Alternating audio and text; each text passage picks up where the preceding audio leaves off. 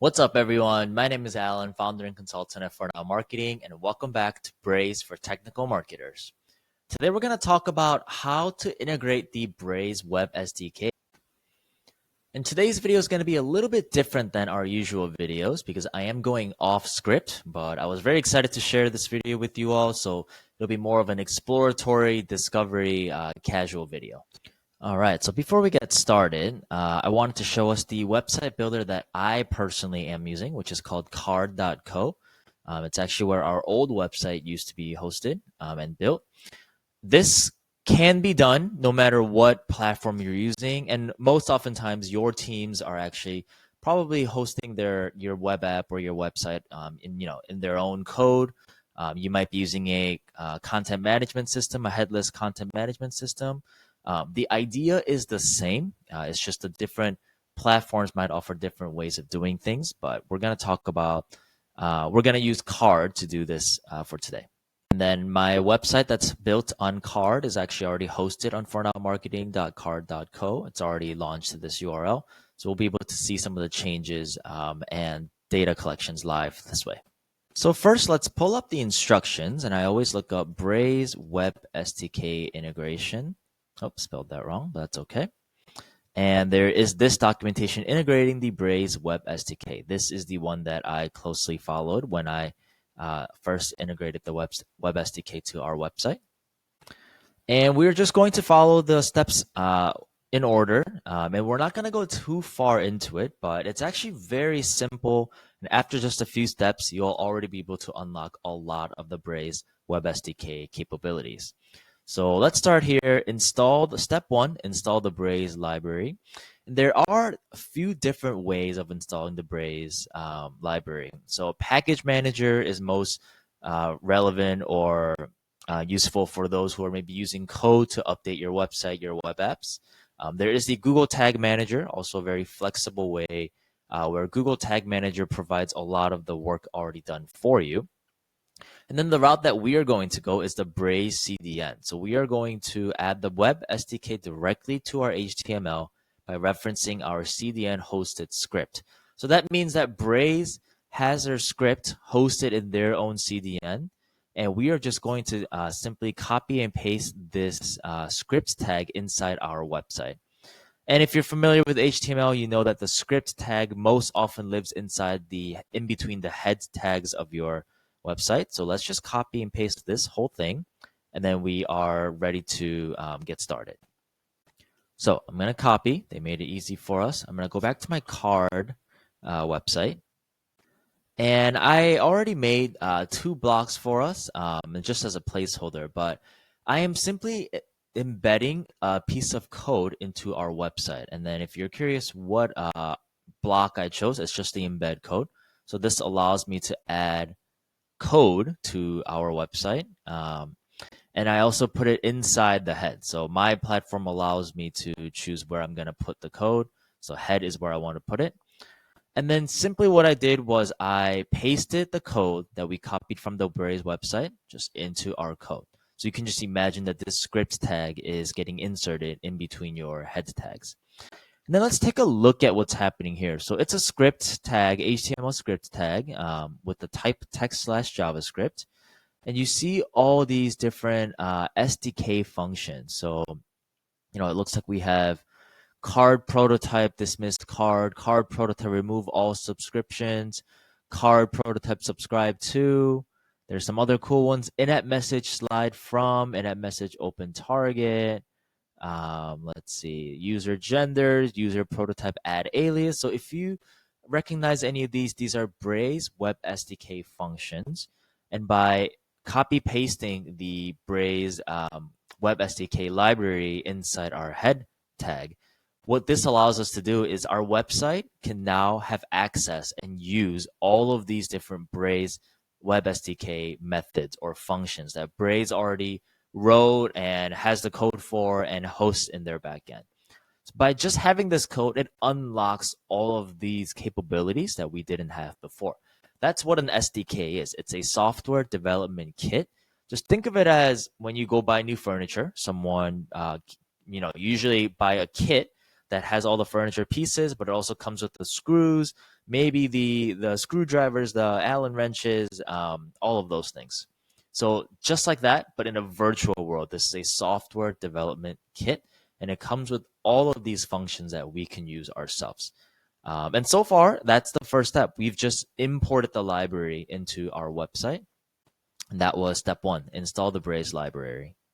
Now, step two is where we actually activate that SDK, or it's called initializing the SDK.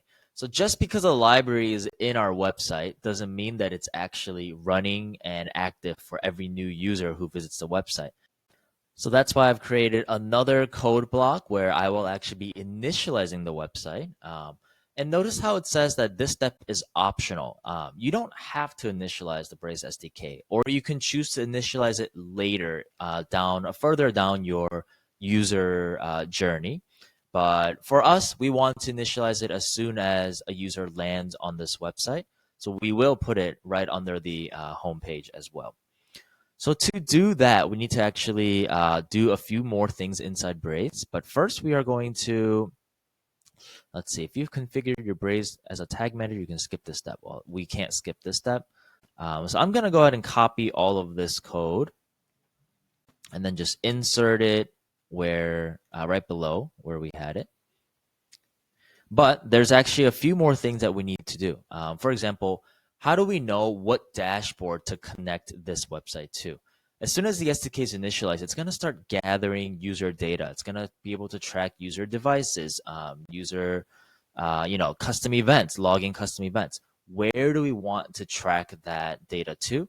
That's where you enter some information, some keys, some private keys from your dashboard. So we're going to go to our Braze dashboard, and under settings, app settings, we're going to click add app. And I already created this new test app.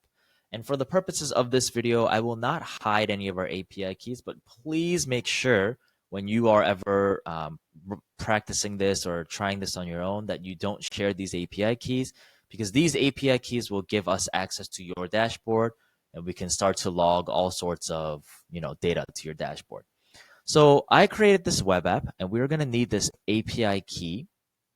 Exactly where it says initialize the SDK, Braze initialize your API key here. So in between the two single quotes, I will simply copy and paste.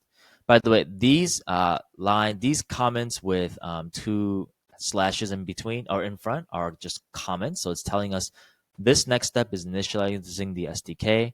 We're seeing that Braze.initialize function being used to our web app SDK.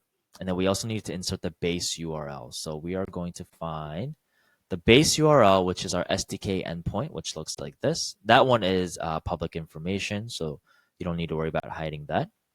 Maybe you should hide what cluster you're in, but even that's sometimes easily figured out. The next section, what it does is it optionally show all in-app messages without custom handling. So just this function right here will render all in-app messages that live on that user's profile that needs to be shown on, that are ready to be shown whenever it's triggered. And then very similar thing for content cards as well. This method also calls all the content cards that live on the user profile. And then after all of this, we have some other code. And then lastly, we have Braze open session. So this bottom line of code right here is exactly what logs a session for your user when they land on this website and the SDK initializes. All this code is going to run, and after it initializes the SDK, shows the in-app message, shows the content cards, sets the user ID if they are logged in or not, we are finally going to open session and log a session. And then one last small thing that I'll do. And by the way, we are actually done integrating the SDK. That is all it takes. There are optional configurations, a few more things you could do. You can also maybe enable web push and do other things. But just those two steps, you are done integrating the web SDK. So that was super easy, super quick. The last thing I'm going to do is I'm actually going to log some button clicks. So if I click customers, there is, my website provides an on-click trigger. I'm sure your website provides some sort of script tag behind each buttons. And I'm going to use the Braze custom event function called log custom event. And then I'm going to log a custom event called clicked customers. Then same thing for clicked services, clicked contact. And I believe I tried for clicked blog, but that was an external website, so that didn't work. Anyway, what we're doing is we're already in action. We're using a Braze Web SDK method to log a custom event, and we're just giving it a name in between the quotes. So now what I'm going to do is I'm going to publish these changes. And now that that's published, if I reload this website, my SDK should be running in the background. Oh, I guess you can see all of that. Okay, so I remember that because this is also a script, we do need to put it between two script tags. So it actually just has the same structure as the SDK integration. So I'm going to put that between the script tags and then see what happens. Let's go ahead and publish that one more time. All right, that's much better. First of all, the hard-coded text is gone. So that's good visually. But two, I don't think my SDK was actually getting initialized because the script was never running. So now that we put it in the script tag, we should be good. And the other confidence that I get is that in the Chrome console, I do see some AppBoy CDN information. So that tells me that the Braze SDK, the Braze CDN is somewhat inside in the background. So that's good. So my device, my session on this website should have already created a user profile in my new app in my Braze dashboard. And what I can do to check that is first, let's click around. So I'm actually triggering custom events, customers, click services, click contact. I might have had one for click home as well. And an easy way to find this profile in my dashboard is to call the change user method. So that's Braze get user, and then I believe it's change user. Actually, a better way would be to search for Braze change user web SDK, and this documentation is the more technical documentation that has all of these things. Let's look for change user. That doesn't exist, so then it tells me that we need to go to the home. Oops. Okay, I think this link might be better. This is the home page, and then let's look for change user. Okay, so it's just braze.change_user, it looks like. So then let's go to braze.change_user. There it is. And then let's just call it Alan-test. So undefined, so far so good, no errors. And then what I can do is go to the dashboard, go to our dashboard where this web app is integrated, and look for this user, Alan-test. Okay, a quick refresh after a few minutes. Alan-test did show up. And let's take a look. Last use 2 minutes ago, first use 4 minutes ago. It all aligns. I did click each of these buttons once. I am on a Mac and I am in Los Angeles. So this profile is actually reflecting what is happening on this profile. And now if I were to go on a different device and then open the fornowmarketing.card.co, that will create automatically another different Braze profile.